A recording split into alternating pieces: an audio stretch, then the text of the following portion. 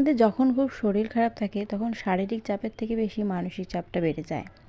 তো ঘরে যখন ছোট একটা বাচ্চা থাকে, তো বাচ্চা মানে অনেক কাজ থাকে, বাচ্চার পেছনে অনেক খাটনি থাকে, তারপরে হচ্ছে বাচ্চার জ্বালাতন সহ্য করা।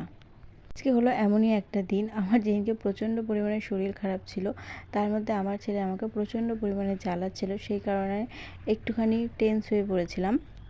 সমস্ত কিছু সাইডে রেখে ছেলেকে নিচে দিয়ে এসে এখন আমি ঘরের একটুখানি কাজকর্মগুলো সারবো, কারণ প্রচণ্ড পরিমাণে ঘরটা মেসি হয়ে রয়েছে, সেই কারণেও আমার প্রচণ্ড পরিমাণে বিরক্ত বোধ হচ্ছে। যতই শরীর খারাপ থাকুক না কেন, আমার ঘরটা যদি গোছানো থাকে তাহলে আমার শরীর এমনি ভালো হয়ে যায়।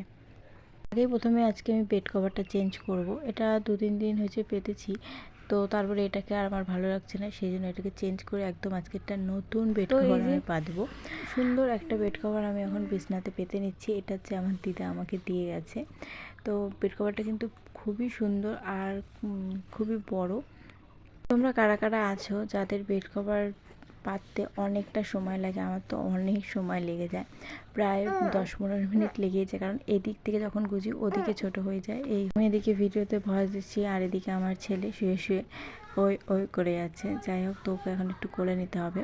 তো এদিকে আমার সুন্দর করে বেড কভার চেঞ্জ করা কমপ্লিট। এখন একটুখানি ছেলের জামা কাপড়গুলো গুছিয়ে নেবো, কাপড় চোপড় যেগুলো আছে এগুলো গুছাবো। তার আগে একটুখানি ফটো ফ্রেমটা মুছে নিই আর খাটটাকেও একটুখানি মুছে নেব। সমস্ত কিছু মোছামুছি করে নিয়ে তারপরে কিন্তু আমি ড্রেসটা চেঞ্জ করে নেবো, কারণ ছেলেকে যেহেতু আবার ধরতে হবে, ধুলোবালি ঘাটা পড়লো। এই জায়গাটাও একটুখানি আমি সুন্দর করে মুছে নিচ্ছি। এখনও কাপড় চোপড়গুলো ভাঁজ করা হয়নি।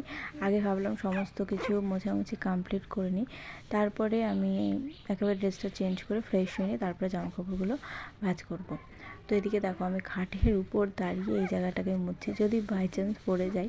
যাই হোক, পড়বো না, বাট স্লিপ তো একটুখানি হচ্ছেই।